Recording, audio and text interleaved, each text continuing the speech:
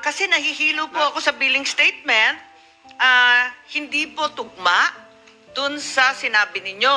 Ang sabi po ninyo, ang halaga ng TV ad nasa 55 million. Ang unang pagkaintindi namin, 27.5 million. I think I withdrew a little bit more than that. Yeah. Okay. Yeah. Pero, ang nalilito ako po rito dahil yung billing statement ng Ghana nasa 211 million 935 million. Tama ba to? 786. Ba't lumobo to? Yung 55 million na dapat 27.5 million lamang, ngayon lumaki pa sa 211 million at higit. Yes, Madam po. Chair, that's a very sharp observation. But let me explain. The quotation there, the 211 million plus, was a quotation for an 8-week TV ad campaign. And what Mr. Oñate paid, that 55 million, represents payment for only 2 weeks, Madam Chair. You know, unang na-raise na amount, 55 million. That was good for 2 weeks. But unfortunately, it aired only for a few days. Thank you, Madam Chair. This looks like a bill. Parang bayad na to eh. No, Madam Chair, hindi pa po yan bayad. That is a quotation. That is a quotation sent by invoice, Madam Chair. In fact, Meron ba kayong official receipt, voucher, resibo na tumutugma dun sa 55 milyones? Madam Chair, we already requested Mr. Greg Garcia, our advertising guy, the creative firm, to submit so that we can comply an official receipt or a sales invoice as to the 55 million. We will submit that as soon as possible, Madam Chair. Madam Yes, Chair. may we urge Mr. Greg Garcia, who's a Yes, siguro friend just to to share, many of Madam us, Chair. to come and also attend or make a deposition so that we can get clarity on this matter. Yes, Yeah, siguro Senator Binay, just to please. share, Madam Chair, lahat naman tayo, nung tumatakbo tayo, alam natin yung proseso kung paano mag-book ng ad sa mga TV station. So, nagtataka lang ako na it's been almost a month. Kayo yung client, wala kayong kopya ng OR, ng placements nyo. So, nakakaduda na bakit na kay Mr. Garcia yung copy. Yun lang po, Madam Chair. Tama, hindi naman niya tataguin yun eh. Binayaran siya. Ba't siya magtatago ng resibo?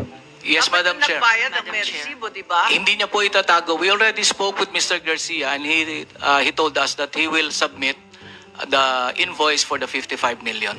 That represents only for the 2 weeks TV ad campaign.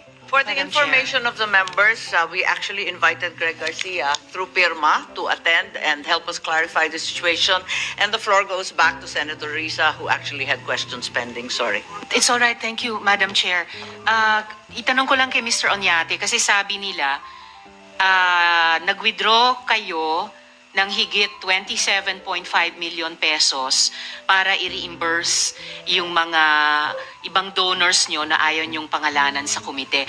A little more than 27.5 million pesos. Magkano exactly ang winidraw nyo?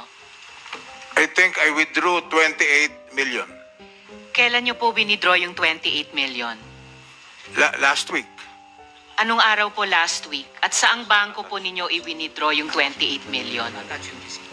I think the withdrawal slips have been submitted to the committee, Your So Honor. since sinabit nyo po sa komite, can you tell the committee verbally this time, anong withdrawal slip ang sinabmit nyo ng aling bangko on which day last week for the amount of 28 million pesos? Galing po yun sa tatlong account ko sa February 8 po.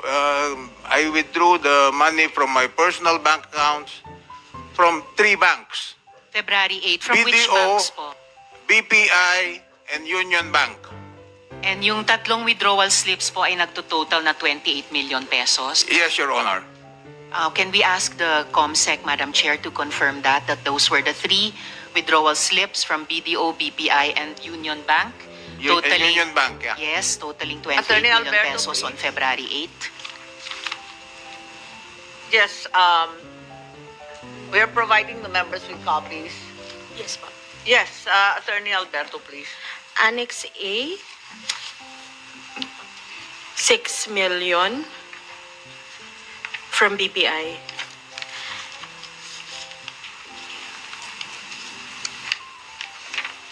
Annex C, cash 3 million also from BPI. Annex D, 9 million from BDO. So 6 million, 3 million, and 9 million, totaling 18 million. May Union Bank pa, di ba? At may Union Bank. Oo. Yung Union Bank, Annex B, 10 million. Yes, Secretary, please. Annex B, 10 million from Union Bank. So now totaling 28 million, Madam Chair. So the arithmetic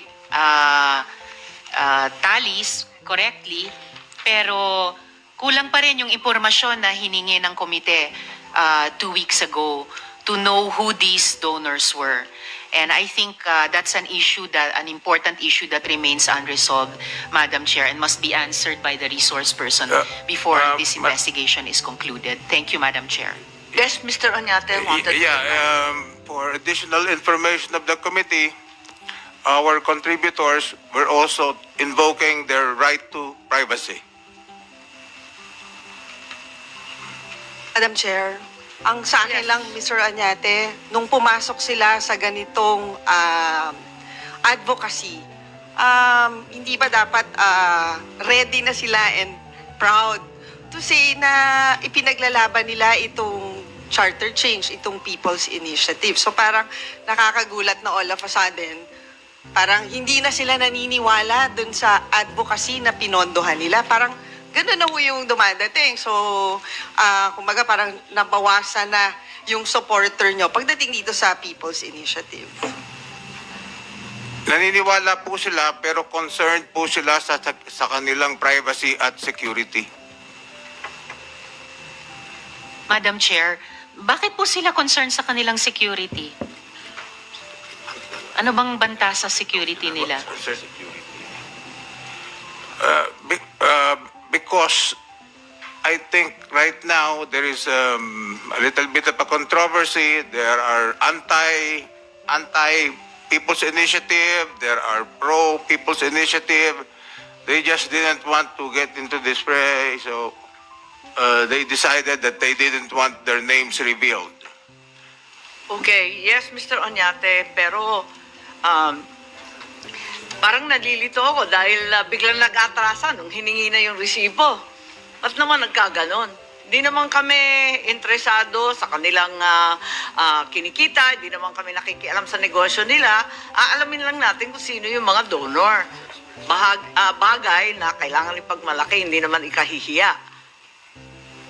So, you are saying therefore, since they all opted out, kayo na lang ang sumagot. Tama po ba yun? Kasi nakakalito to dahil strictly speaking, you cannot really invoke the right of other people, no? Dapat sila mag-invoke ng security and privacy concerns nila. Pero palibasa, hindi nga sila nagpapakita, wala tayong pangalan, hindi natin makumpleto yung diskusyon. Yes, because I think they know that they will be required to pay the BIR and all that, because some of the people, But some of these contributors, they have actually contributed also to other.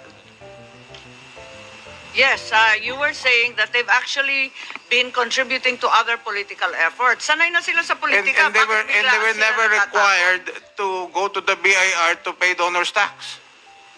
Tagal na po yung donors tax. Laki-laki nga dati, 20%. Liniitan na nga namin sa 10. Kaya nagtataka ako, Madam bakit Chair. gulatan? Madam Chair, if I may, please don't worry, this does not end here. We are still continuously, Mr. Oñate is still continuously trying to talk to these people, but unfortunately, the time is limited. But mahaba pa naman yung panahon, and please allow Mr. Oñate more time to speak with these people, and maybe later on they will have enough courage to mention their names and perhaps even appear in the investigation. Thank you, Madam Chair. Thank you, but in the meantime, Mr. Oñate has paid for their share. So binuuna ninyo yung 55 million, sinagot na lang ninyo in the meantime.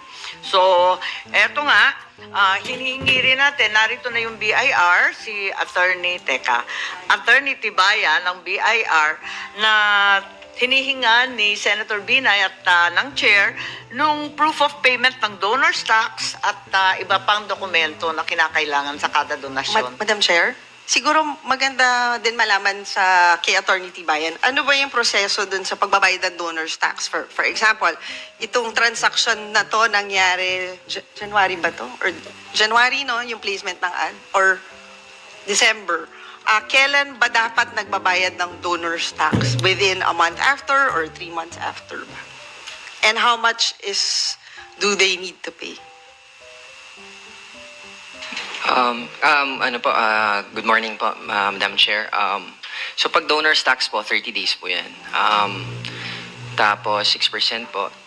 Unfortunately, Madam Chair, yung sa request nyo po kasi, the donor's tax, it's tax on the donation due on the donor.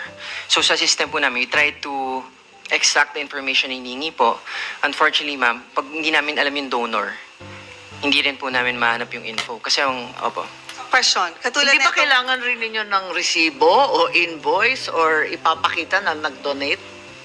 May donor's tax return lang po kasi voluntary payment po tayo. So pag final po yun with the amount. Yun na nga, kasi hindi pa rin nagpapakita ng resibong maayos eh. Hindi, Madam- Madam Chair, kasi di ba nangyari nga, kailan ho na-collecta itong 27 million, Mr. Oñate? Kailan ho sila nag-donate?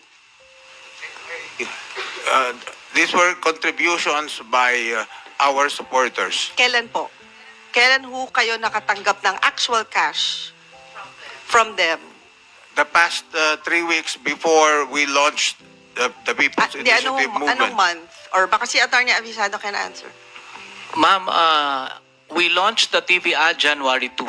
So we presume it was January.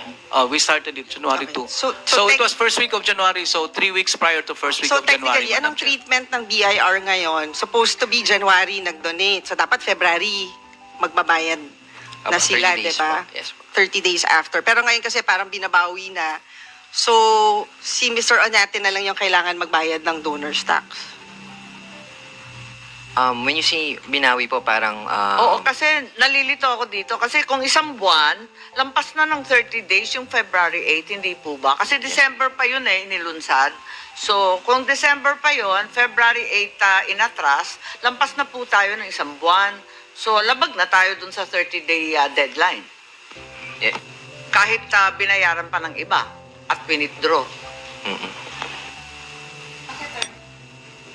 Madam 30 Chair. days po yung... Yes po. So, Mr. Oñate, handa po ba kayong bayaran yung donor's tax ng buong 55 million pesos na yan?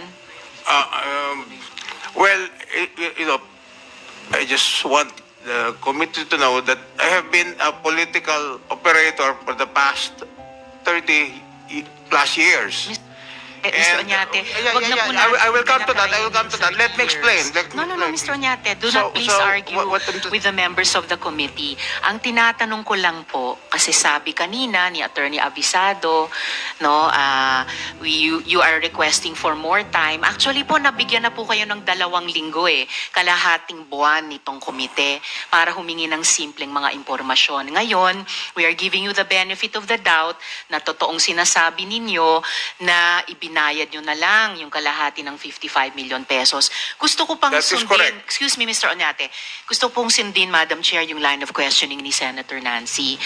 So kung yung tax due 1 month later ay ngayon sinasalo nyo na lahat, handa po ba kayong bayaran yung buong donor's tax ng 55 million pesos at the rate of 6%?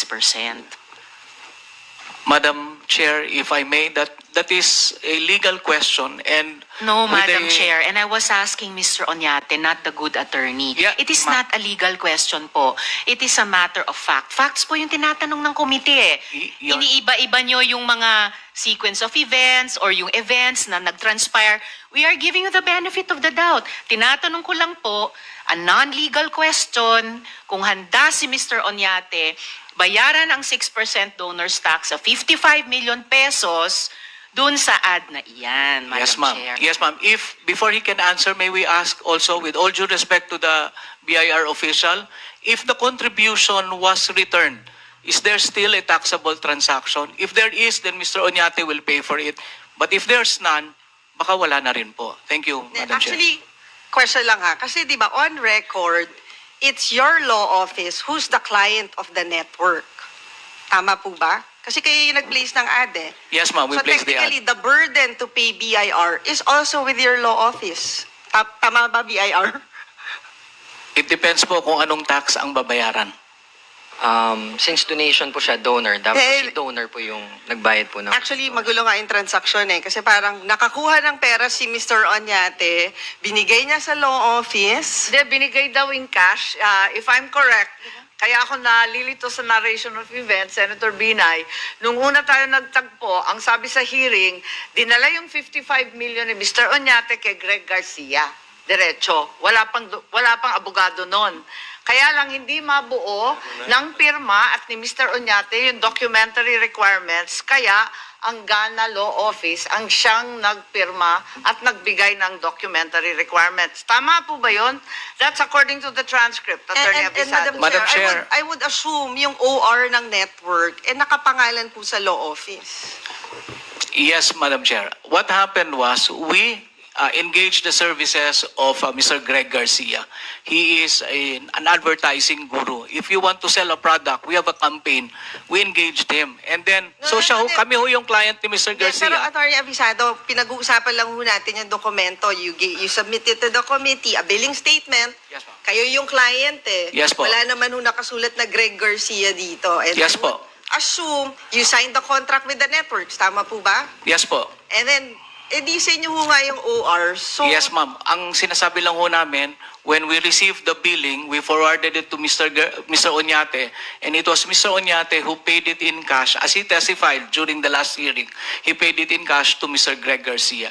And I'm sure Mr. Greg Garcia will also confirm that, Madam Chair. Thank you. Yes, babalikan ko lang yung